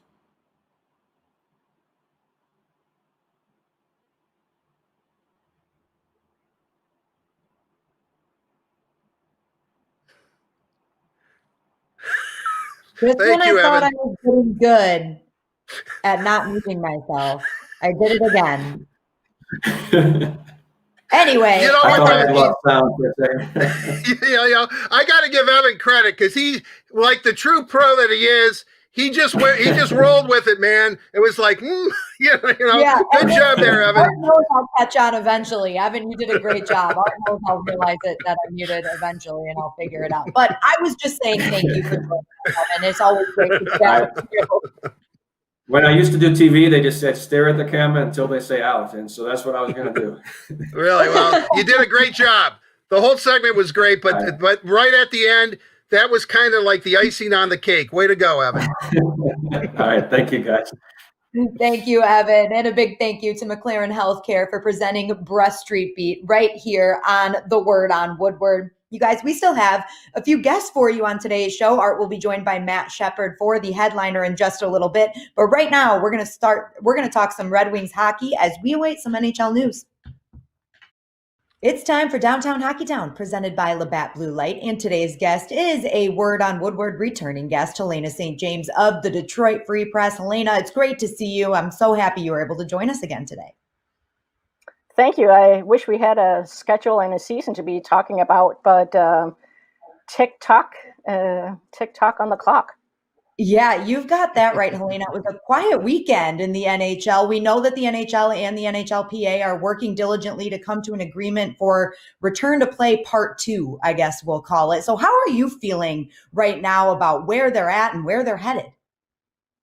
Well, it's interesting, right? We're looking at December, and I think usually common thinking is you need 6 weeks or so to put out a schedule. Now it's a unique situation with, they're not going to have to worry so much about building availability, except in places such as Detroit and Chicago, Boston, where the NBA also shares a building with a hockey team. But certainly not concerts and such. But I still think, the January 1st date, starting date to me is looking more and more optimistic. I honestly, I thought we would have something more concrete by now, but apparently they're still working on figuring out how they can make this work. When you look at it that way, Helena, and you're starting to figure it out, do you think that tomorrow, today actually, December 1st, I'm kind of curious. Do you think that something has to happen this week in order maybe to really hit that January 1st starting date? Because obviously, if the league wants to do two things, they want to really start on January 1st, and they want to at least have each team play in their home rink. Well, it's interesting, right? I mean, you look at it not just from the perspective of January 1st being when they would like to start the season, but I think December 15th is kind of when teams have been told that training camps might be starting up. And in such case, I mean, I believe, as far as I know, to get into Canada, you do need to quarantine for 14 days. So Canadian teams that have loaned players to Europe need to start bringing them back. And, same with the Wings. I'm not aware that the U.S. has the same quarantine restrictions, but, they need to start thinking about or bring those players back here if they're going to looking at December 15th, and I still haven't heard anything that, the teams that weren't part of the playoff bubble, if they're going to get even a few days, certainly they're not going to get 10 days. I can't imagine that at this point. But if they're going to get, a little bit more of a time, but I don't know that that's really going to happen. I just think there are so many logistical hurdles to overcome that we need to see something soon if January 1st is going to be realistic. As you said, Helena, it sounds like December 15th was the peg date for training camps to start. But whenever that may be, we talked a little bit about some of the storylines that are going to be, major news heading into training camp. For you, what is the biggest story that you're watching heading into Red Wings training camp? I just think how the lines are going to shape out. I think for the first time in a while, Jeff Blashill is going to have some options, presuming everyone is healthy, as far as who he can put with whom, I know we've talked about this before, but just having 2, if not 3 lines that on which there are scoring options will be such a change from them from last season. On defense too, a lot of new faces. I think it'll just be, because of all the new faces, a lot of excitement around camp, even though I will miss going to Traverse City. And every time I drive up there, I think of one of my favorite training camp stories involving Scotty Bowman, if you would like to hear that story. I would. Yeah, I say go for it. Scotty's stories are always the best. I heard it from somebody who would know, but apparently he was taking a hot air balloon ride, and it was getting close to when the team was supposed to be on ice, and somebody asked him, don't we have to land so you can get to practice? And Scotty just looks at him and goes, "I've seen them before." So I think that's kind of when you have a Scotty stature, you don't have to be at training camp practices all the time, apparently. well, he knows what he has. Those decisions were made long ago before training camp even started, especially with those teams. You said something interesting. It looks like this is going to be a condensed schedule, and there are some storylines. Svechnikov has to make the team, or he's going to have to clear waivers. We don't expect Carolina would ever let that happen, especially with his brother, probably speaking in their ear. But it looks like, because of COVID-19 and testing and everything that we've seen go on in college football and in the NFL, they may have to expand their rosters, which actually could help out some of these guys that are on the bubble, like a Svechnikov. I agree. I mean, I've thought that for a long time now, that if they're looking at, I mean, again, we come back to, is January 1st. I know, I mean, to me, part of it is they have to be done by the time the Olympics begin, because NBC has the TV rights to that, broadcasting rights. If the Olympics come off, who knows about that? But, they're looking at, they can't just go into August and September like they did this year. So they're looking at a compressed amount of time. And I think, does a 23-man roster become 27? Does it become maybe even 30? If they're going to try and cram 4 or 5 games in per week, I could see a scenario where Steve may have to go out and get a third goaltender. But I think, to your point, absolutely, a guy like Svechnikov may have would have a bigger opportunity. Dennis Cholowski, who needs to show them, what he has, what he can do. Does he belong in the lineup? I mean, he has NHL level talent. I don't think there's any doubt about that, but he hasn't convinced them yet, that he should be a regular in the lineup. Giovanni Smith, maybe the Wings also look at guys like Joe Hicketts and Dylan McElrath. Do they get more of a look just because you need more personnel? So I think there'll be something, I'll be very interested to see what the league does regarding that. And, certainly as we go along, we know the AHL cannot, needs fans in the building in order to operate, to function. And I think, they're looking at the first week of February, but the way the pandemic is going, the way the numbers are going, I don't know that the numbers going to be low enough to warrant even, certainly I don't think, you're looking at capacity crowds until maybe 2022. But even, can the AHL function with, if there's 10% allowed? And, then again, it also depends from state to state and province to province, what's allowed as far as fans. Helena, I want to ask you this because we heard from Steve Yzerman himself earlier. It may have been over the summer, to be honest. I'm losing track of time of when he said this, but he did say that he plans on naming a captain before the start of training camp or this season. That is his plan. And I think we can all make an assumption on who would get that C. Is there any world, Helena, where it's not Dylan Larkin? And do you have your eyes on anybody else that could lead this team? Well, I certainly think somebody like Luke Glendening is a tremendous character guy, an alternate. But Steve did kind of narrow the field when he said, and gosh, I think this was all the way at the start of last year, which I agree with you, that feels like 50 years ago. He said whoever he names will be captain for a long time. So I think that kind of cuts it to somebody in their early 20s. And no, I'm with you. I mean, I don't see any other candidates than Dylan Larkin, unless Steve wants to wait and name somebody he drafted captain. But I certainly think he thinks very highly of Dylan, and I think Dylan has all the the character, the inner drive to make an excellent captain. And he kind of mentored under Henrik Zetterberg, and I know from the perspective of the media, he's somebody who talked after most games, especially after losses, which is the kind of sign you see in a captain. So I agree. And I do, if I recall correctly, that he was planning to name a captain before the start of this season. Now, I don't know. That's actually interesting. I don't know if he names one now going into 2021, since it'll be a rushed affair and whatnot. Maybe he waits until fall, but whenever he does name one, I would expect it to be Dylan. Absolutely.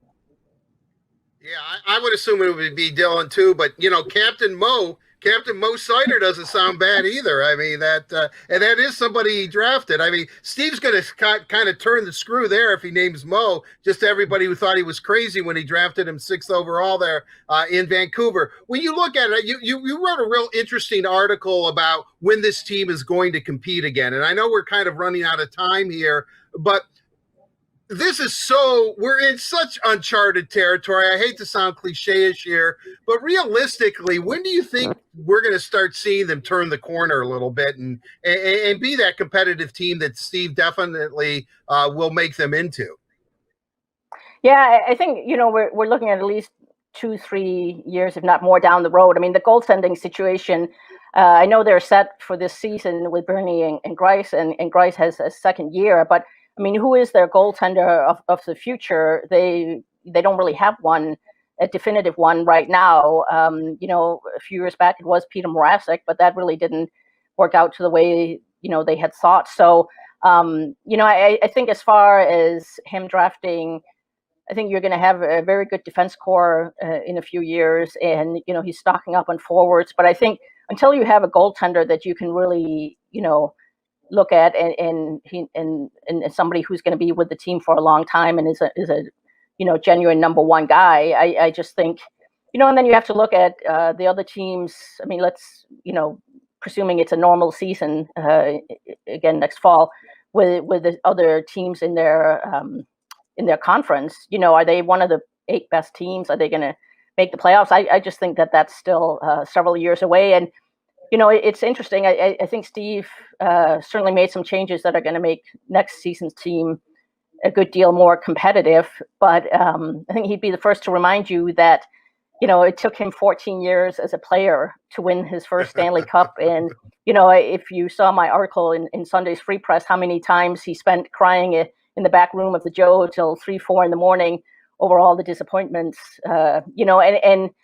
and they finally won after the 1989 draft, and we know that's never, ever going to be repeated. So I just think, we're going to have to be patient. But I certainly do think whenever 2021 season does start, that they're going to be a good deal more competitive, and they'll beat somebody besides Montreal. Well, we hope it's very soon that we can see them on the ice to start that 2021 season. Thank you so much for taking the time to join us today. It's always great chatting with you. Absolutely. My pleasure. Anytime.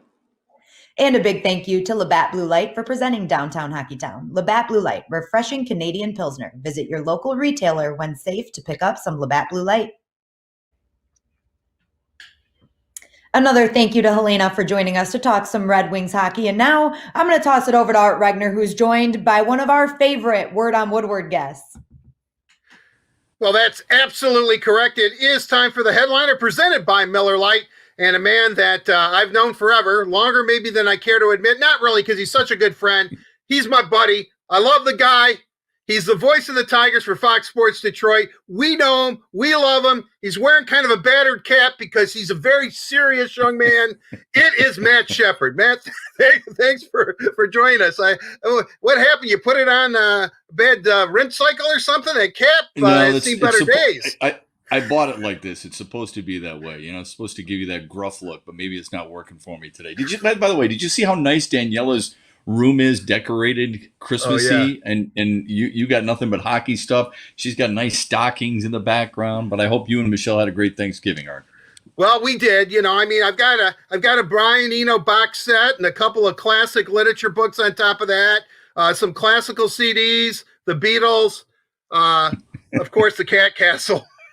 My Red Wing thing. I've got a theme, and I do have Christmas albums. That's Sure. a beautiful Stan Getz album with The Girl from Ipanema, one of my all-time favorite songs. But let's get into it. Not many people have albums anymore, Art. Not many people have albums anymore. Well, so you know what? I I have a turntable right here too. So I love to do the twist. I just put out a record. Hey, Michelle, let's do the twist. Although I don't even know if Michelle even knows what the twist is. Well, I moved my computer because you can see I mean, it doesn't matter. Anyway, all right. I want to ask you this question seriously about the Tigers. Both. I think what we love about being reporters and covering athletics is even the off-season stuff happens. You're excited. You're looking for trade deadline or a Rule 5, as we said. Arbitration. Are they going to tender guys?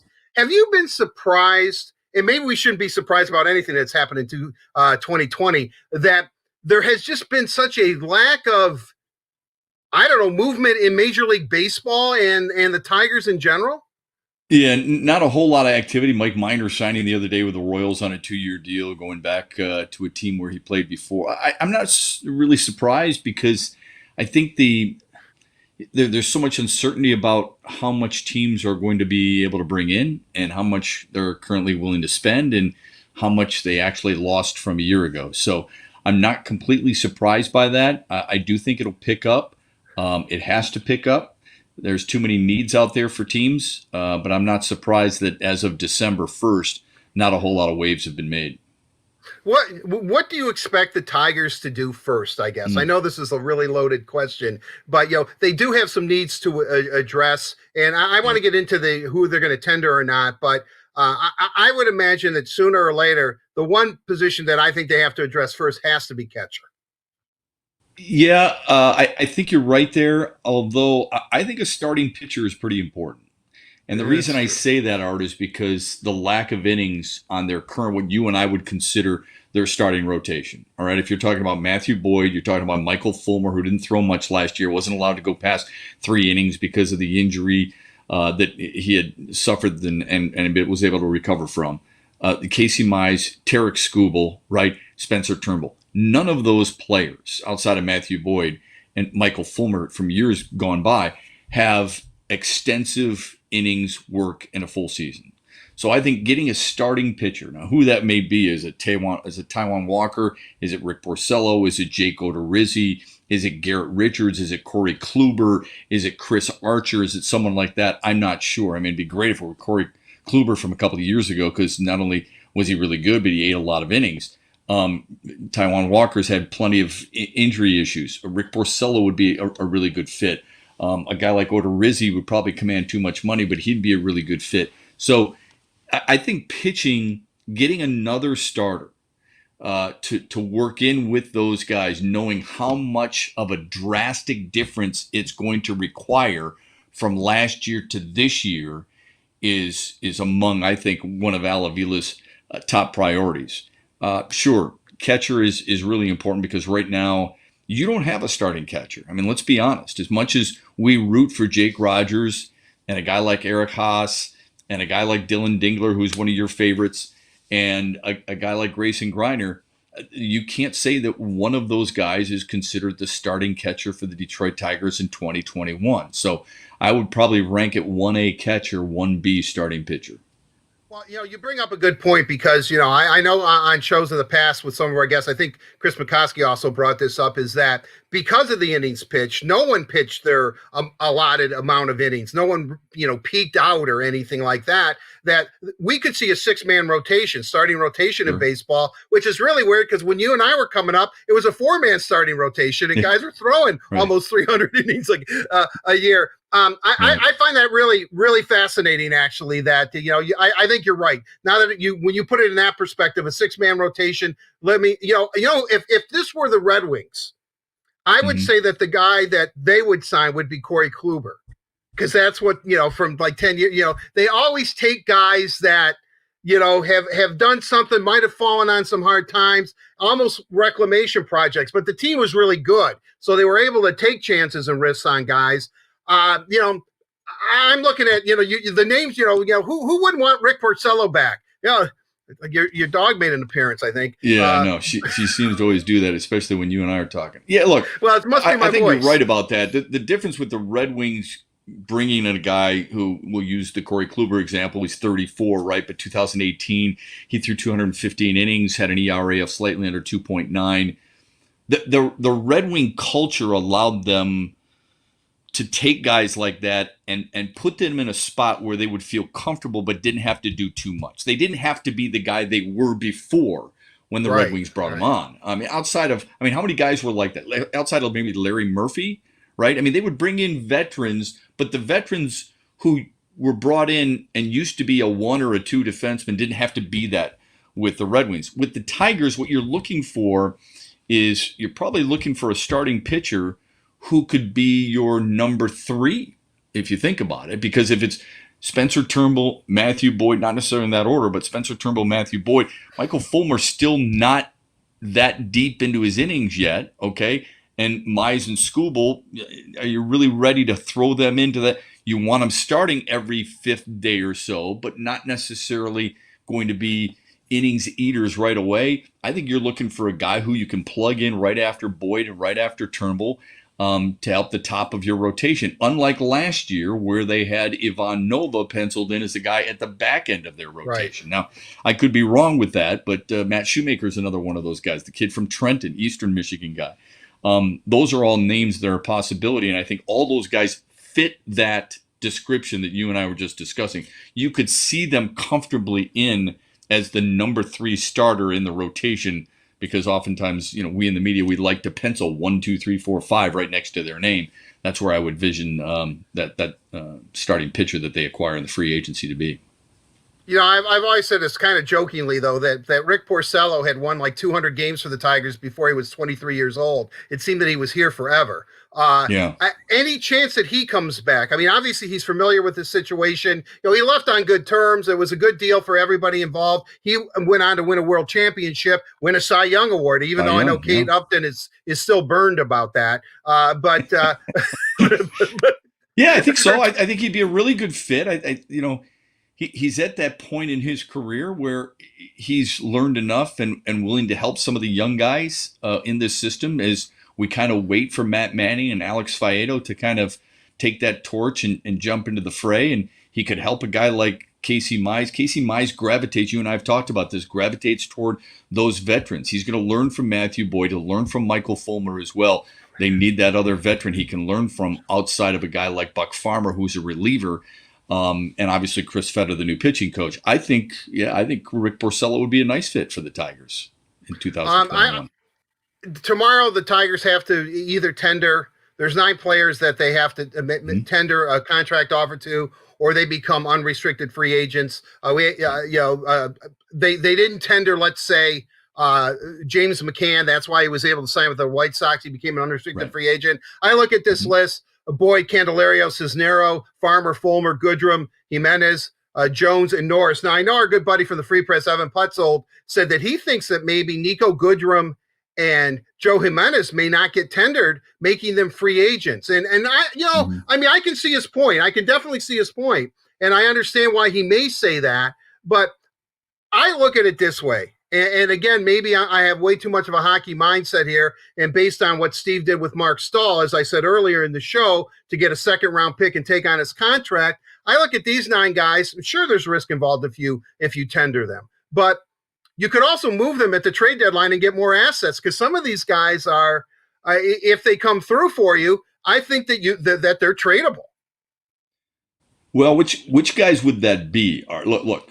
First of all, Daniel Norris for sure. He's a left-handed pitcher. Yeah, I think Daniel Norris for sure. Yeah, I would agree with that. Let's address, first of all, players on the 40-man roster with fewer than 6 years of Major League Baseball experience and not tendered contracts in the winter, then become free agents. So that's the explanation if people wanted it for tender or non-tender. You're right. The Tigers have 9. Look, Jeimer Candelario is 26 years old. He's coming off Tiger Player of the Year. He's a versatile guy playing each corner. You're keeping a guy like him. Cisnero came into his own last year as a setup guy. You're keeping a guy like that. I'll believe you. Evan Petzold said that there could be 2 guys. Maybe not Nico Goodrum, depending on how they feel about Harold Castro. Maybe Joe Jimenez, because will he accept a setup role rather than the closer role that he thought he was going to be able to excel at. But it's good to have, a bit of a power arm guy coming out of your bullpen who could play in the 8th and the 9th inning for you. So, and is it Brian Garcia? I think a lot needs to be determined. There's a lot of competition there. So I would envision all 9 Let's face it, how much are they going to cost you? Are they really going to cost you that much? Joe Jimenez cost you, what, $1 million probably? So I don't think any of them are super expensive. Knowing, as you and I talked about at the outset, knowing the uncertainty of costs per team, I think most of these guys are very inexpensive and would be ideal to helping the Tigers in 2021. And like you said, also be used as trading chips, whether it be Norris, Matthew Boyd, maybe a guy like Cisnero would be really good. Buck Farmer would be pretty valuable as well. Those are the guys that I could see as possible trade candidates if indeed that's the route they chose to take. When I look at where the Tigers at, and I know we've tried catching, but we were asked a question last week, I think, in our mailbag, and I really want to get your response to it too. Was they asked, who do you think is going to be the Tigers Rookie of the Year next year? Which is compelling because there's several guys that you could actually look at. Who do you think is going to be the Tigers Rookie of the Year next year? That's an interesting question, and it's tough to answer because, look, Willie Castro was so dynamic at shortstop in a short period of time. I guess I would tend to believe it could be a guy like Derek Skubal. That would probably be my first intuition. We got to figure out who the rookies are going to be on this team first and foremost. We don't know what the team's like. Right. So that's a little challenging. But I haven't given much thought, but that would be my initial reaction would be a guy like Derek Skubal. I don't know how many starts he's going to get, but I think his ceiling is really high. Well, Skubal, I think, showed in a short period of time that he's pretty unflappable up there, and he has an out pitch. I mean, he really does. I mean, he strikes guys out when that fastball's moving. I mean, you just can't hit it. I kind of obviously lean towards Casey Mize. And the reason I ask you that question, because I think it's going to be one of those rookie pitchers. I really do. They're going to have an impact. They're going to, because they're pitching, if they do have an impact, obviously. Well, because they're going to be on the team too, right? I mean, we don't know right. if Isaac Paredes is going to be on this team playing. He's playing well, though. He did hit the ball well, and he's been playing really well in the offseason here so far. So those are all really positive signs, but we don't know that for a fact. Remember, he was brought up under Ron Gardenhire. What does A.J. Hinch think of him? We don't know any of those answers just yet. But I think it's fair to say, look, you just described Derek Skubal. You could use your exact same description as Casey Mize. I think he's unflappable, and I think he's got an out pitch. He just has to, take that splitter and be able to command it a little bit better. My hope is that those are the only two choices. I would like this team to have some guys who are established, right? So you're looking for, you and I have talked about this, you're looking for a corner outfielder. Are you going to get a guy like Jock Peterson, for example? Are you going to get a Robbie Grossman or somebody of that ilk?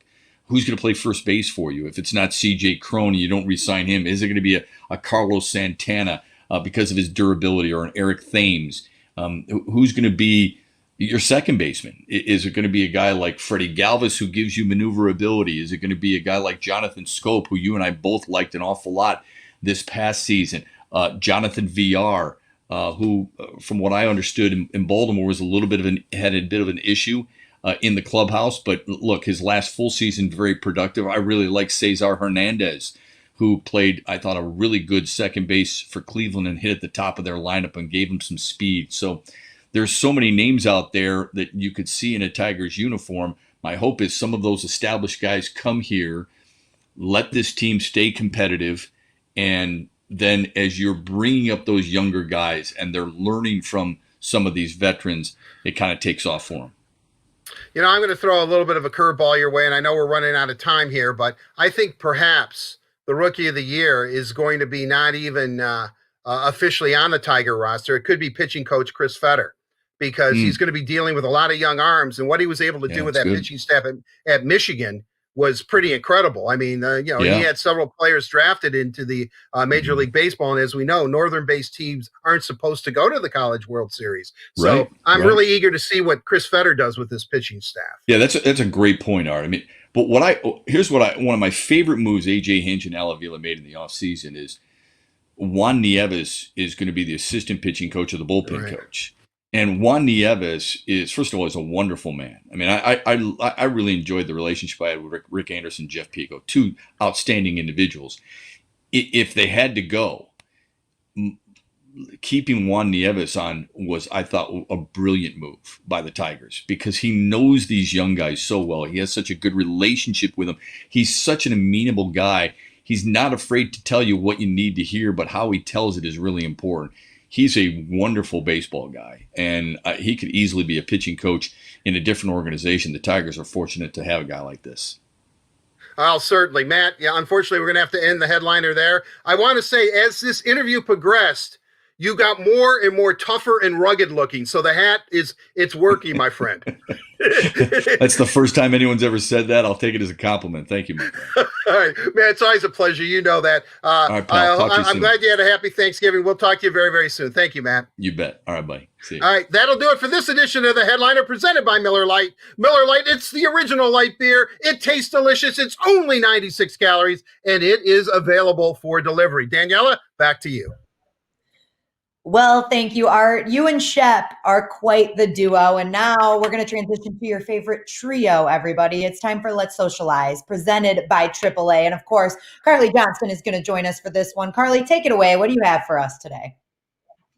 Thank you, Daniela. And the first question is for you, with Autographs for a Cause being today. We had a fan ask, if you were participating in Autographs for a Cause, what would your foundation be?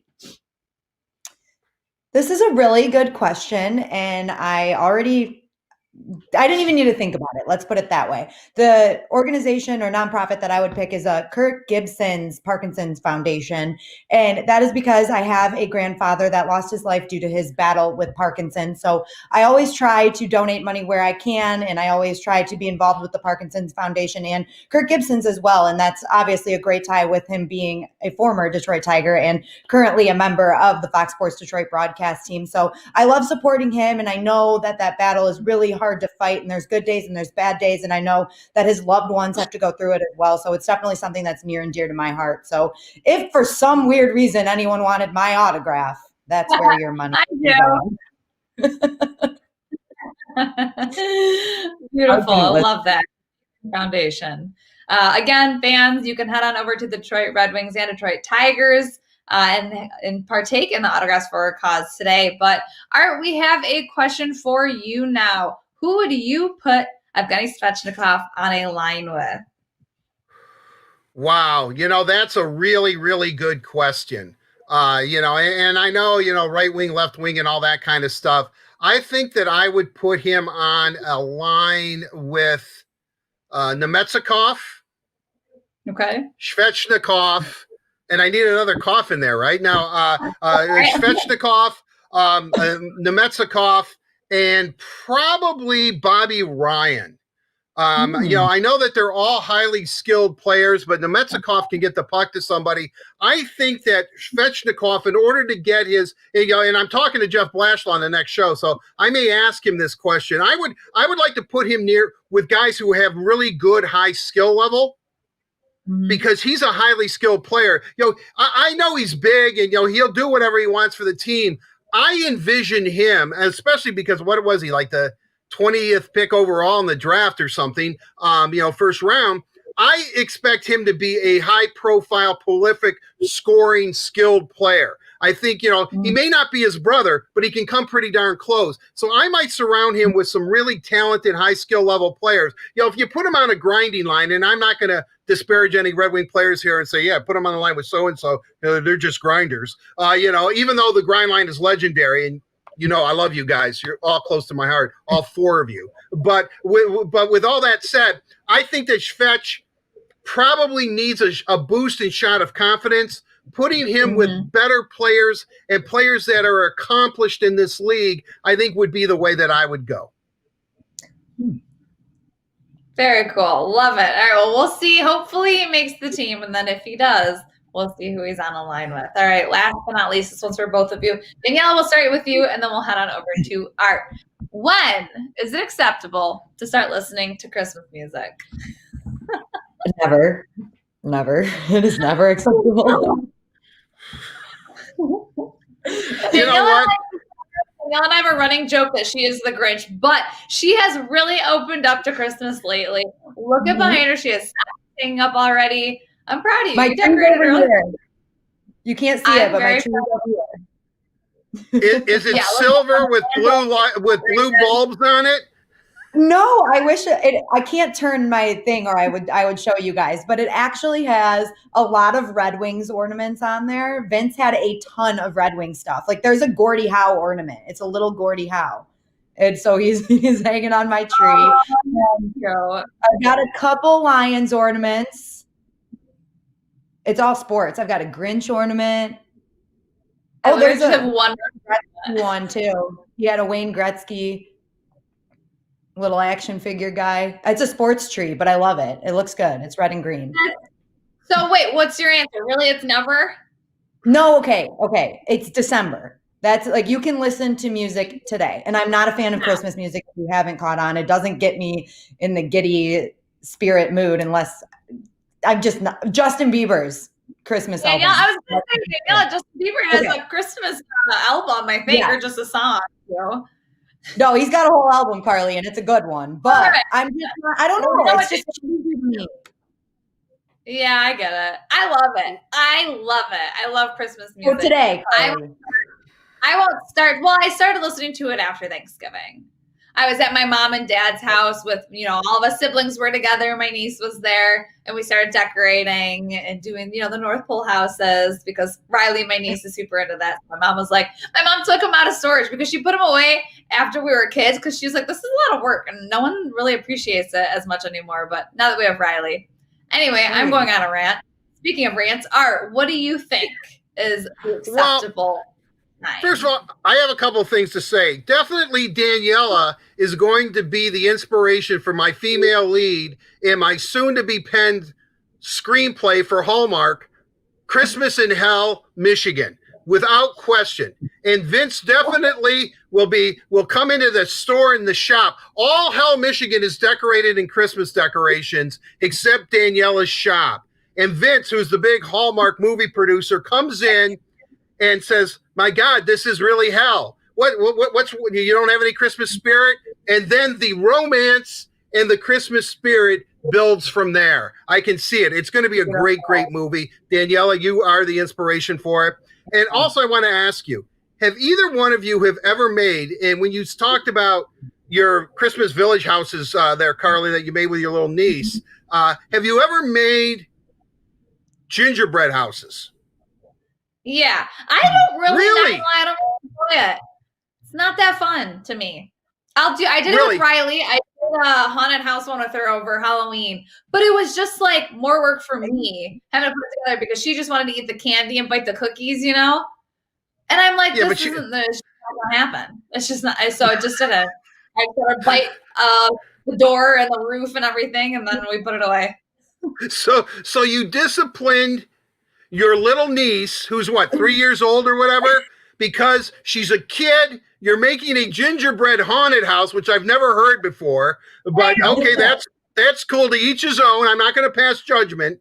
And then the poor little kid, who is a little kid, loves candy, is excited. She's with her Aunt Carly, and then you start yelling and screaming at her because she's eating the door of the house. No, she started doing it. She started taking a bite of literally everything. And I was like, to be honest, Riley, I don't feel like putting this together because I know I'm going to be the one who has to squeeze the icing. And I'm like, just go for it, boo. I squeezed some icing onto the door and she ate it. It was a little ghost.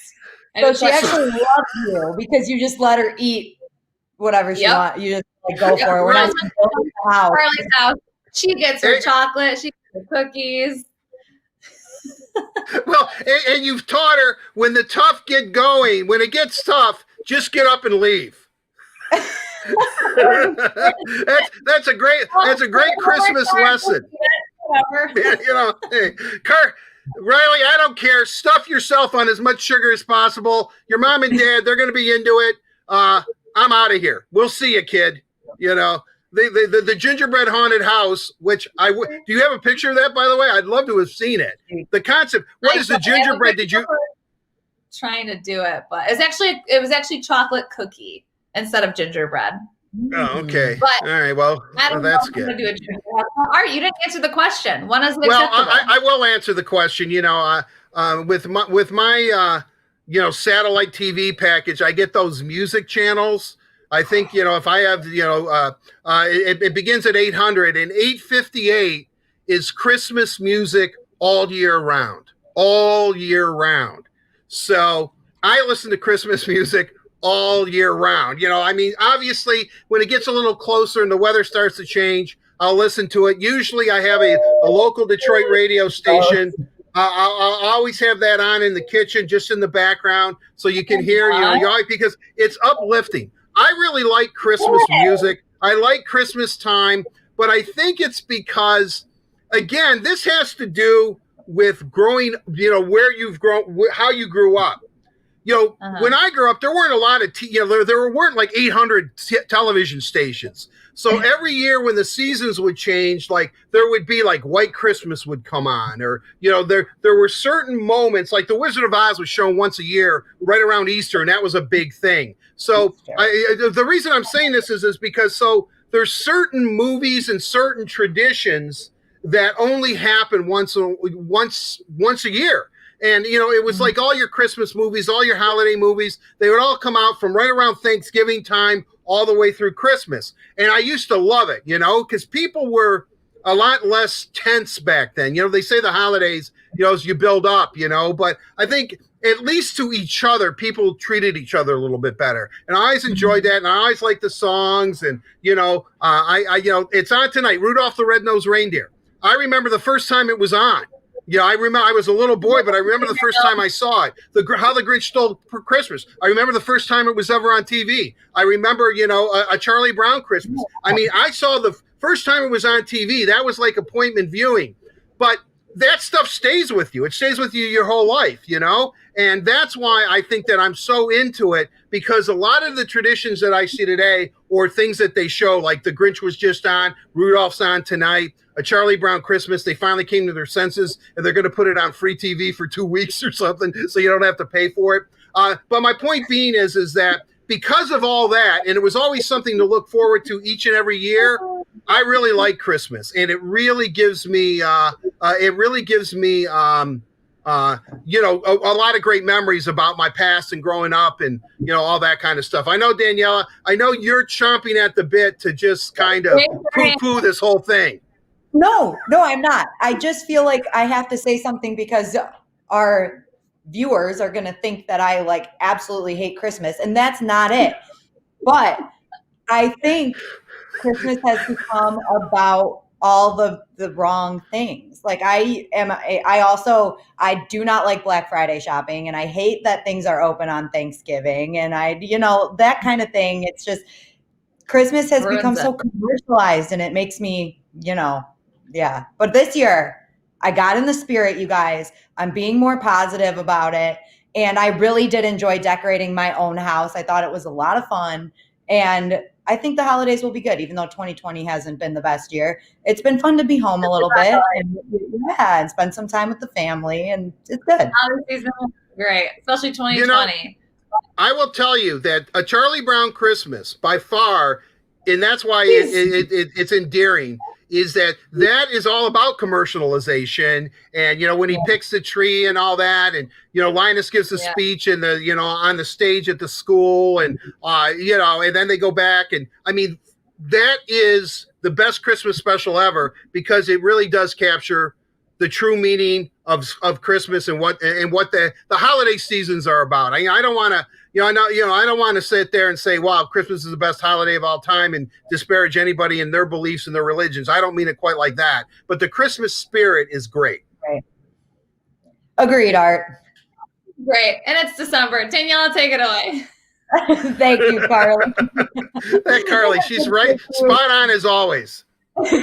Big thank you to AAA for presenting Let's Socialize. AAA says thank you with free roadside assistance for first responders and healthcare workers fighting to defeat COVID-19. You protect us by going to work every day. Let AAA protect you on the way there and back.